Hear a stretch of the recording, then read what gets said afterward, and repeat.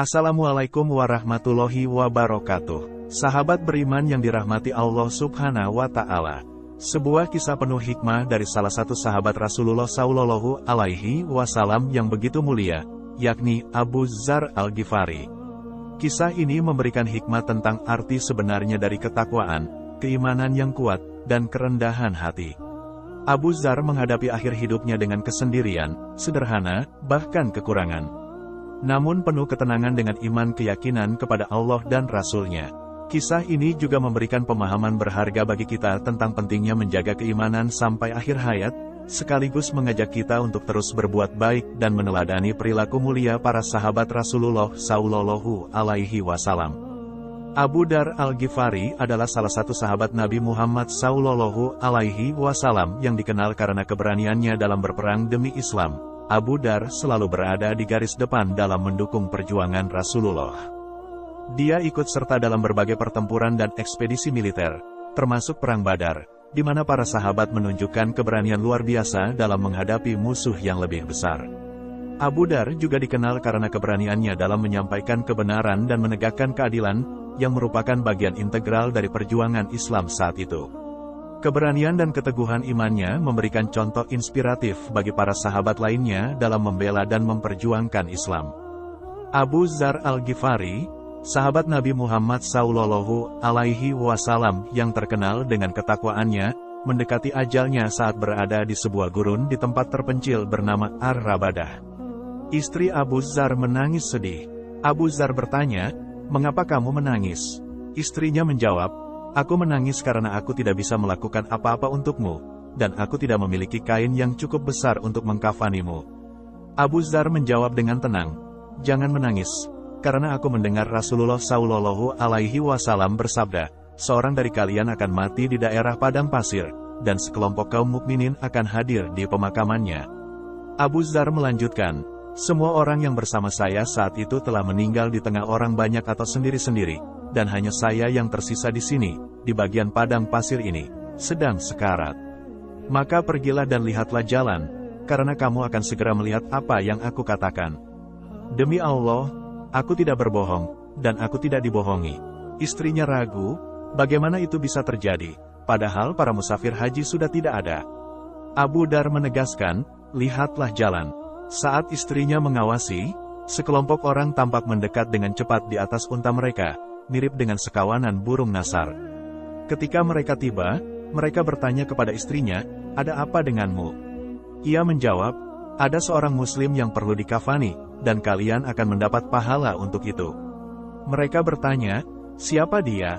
Ia menjawab, "Abu Dzar." Mereka merasa terhormat, menggantung cambuk mereka di leher unta, bergegas menghampiri Abu Dzar. Abu Dzar menyambut mereka dengan berkata, "Berbahagialah, kalian adalah kelompok yang disebutkan oleh Rasulullah Shallallahu Alaihi Wasallam.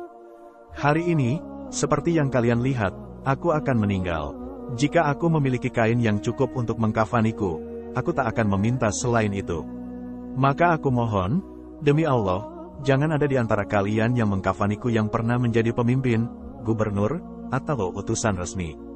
Semua orang dalam rombongan tersebut mendapatkan sesuatu dari situasi itu, kecuali seorang pemuda dari Ansar. Ia berkata, "Aku adalah orang yang akan mengkafanimu, ada 2 kain dalam tas perjalananku yang ditenun oleh ibuku, dan pakaian terbaruku adalah 2 kain ini yang aku pakai." Abu Dzar berkata, "Kamu adalah orang yang tepat, maka kamu yang akan mengkafaniku." Setelah pemuda dari Ansar menawarkan kain kafannya, Abu Dzar merespon dengan penuh penghargaan, "Kamu adalah orang yang tepat, maka kamu yang akan mengkafaniku." Ketulusan pemuda tersebut menunjukkan betapa pentingnya niat ikhlas dalam membantu sesama. Ketulusan ini mengingatkan kita pada sabda Nabi Muhammad Shallallahu Alaihi Wasallam, "Sesungguhnya amal itu tergantung pada niatnya, dan sesungguhnya setiap orang akan mendapatkan sesuai dengan apa yang dia niatkan." Hadis Bukhari dan Muslim. Abu Dzar pun akhirnya menghembuskan nafas terakhirnya. Dengan bantuan pemuda Ansar dan rombongan tersebut, jenazah Abu Dzar dikafani dan dimakamkan dengan layak. Mereka melaksanakan tugas tersebut dengan penuh kehormatan dan rasa hormat, seperti yang diamanatkan oleh Abu Dzar. Peristiwa ini mengajarkan kita tentang pentingnya persaudaraan dan saling membantu dalam Islam, terutama dalam situasi genting seperti kematian. Para sahabat yang hadir di pemakaman Abu Dzar memberikan penghormatan terakhir mereka dengan penuh rasa hormat dan doa. Mereka mengingat semua jasa dan keteladanan yang telah diberikan oleh Abu Dzar selama hidupnya. Dalam Islam, menghormati jenazah dan mengurus pemakaman dengan baik adalah bagian dari ajaran agama yang sangat penting, sebagaimana dijelaskan dalam banyak hadis Rasulullah Shallallahu Alaihi Wasallam. Kisah ini tidak hanya menggambarkan ketabahan dan keimanan Abu Dzar, tetapi juga keteladanan dalam menghadapi kematian dengan keyakinan pada janji Allah dan Rasul-Nya. Perjalanan kemurnian keimanan, ketakwaan dan tawakal seseorang terhadap Allah Subhanahu wa Ta'ala, insya Allah membuat orang tersebut mengakhiri hidupnya dengan menggapai husnul khatimah yang bermakna, hari akhir yang baik. Rasulullah Shallallahu Alaihi Wasallam bersabda, "Barang siapa yang terakhir perkataannya adalah, La ilaha illallah, maka dia akan masuk surga." Hadis Abu Dawud. Kisah Abu Dzar mengajarkan kita beberapa hal penting. Pertama, takwa dan keimanan yang kuat. Abu Dzar menunjukkan bahwa takwa dan keimanan yang kuat bisa memberi ketenangan bahkan saat menghadapi kematian.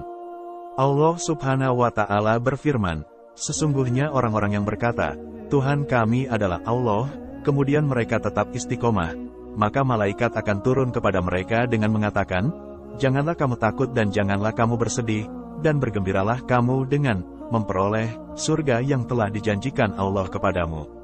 Surat Fussilat, ayat 30. Kedua, keyakinan pada janji Allah dan Rasul-Nya. Abu Dzar yakin dengan janji yang disampaikan Rasulullah Shallallahu Alaihi Wasallam, meskipun situasinya tampak mustahil. Keyakinan seperti ini penting dalam menjalani kehidupan sehari-hari, karena Allah Subhanahu wa Ta'ala tidak pernah mengingkari janjinya. Ketiga, kerendahan hati. Abu Dzar menolak dikafani oleh orang yang pernah menjadi pemimpin atau pejabat, menunjukkan kerendahan hati dan kesederhanaannya. Rasulullah Shallallahu Alaihi Wasallam bersabda, "Tidaklah berkurang harta karena sedekah, dan tidaklah Allah menambahkan kepada seorang hamba sifat pemaaf melainkan kemuliaan, dan tidaklah seseorang merendahkan diri karena Allah, melainkan Allah akan meninggikannya." Hadis Muslim. Kisah Abu Dzar Al-Ghifari mengajak kita untuk merenungkan arti takwa dan keimanan yang sebenarnya. Di tengah tantangan hidup dan kematian, Abu Dzar tetap teguh pada keyakinannya dan yakin pada janji Allah dan Rasul-Nya. Marilah kita meneladani keteladanan Abu Dzar dalam kehidupan kita sehari-hari, agar kita dapat meraih kebahagiaan dan keselamatan di dunia dan yaumil akhir. Insya Allah, Allah Subhanahu wa Ta'ala memberikan kita kekuatan untuk selalu berada di jalannya dan meneguhkan iman kita sampai akhir hayat. Semoga kisah ini dapat menginspirasi kita semua untuk selalu meningkatkan ketakwaan dan keimanan kita kepada Allah Subhanahu wa Ta'ala, serta mengamalkan ajaran-ajaran Islam dalam kehidupan sehari-hari. Amin. Terima kasih sudah menonton video ini. Jangan lupa untuk like, komen, dan subscribe untuk video ini, dan nantikan video menarik lainnya tentang syiar Islam. Sampai jumpa di video berikutnya. Wassalamualaikum warahmatullahi wabarakatuh.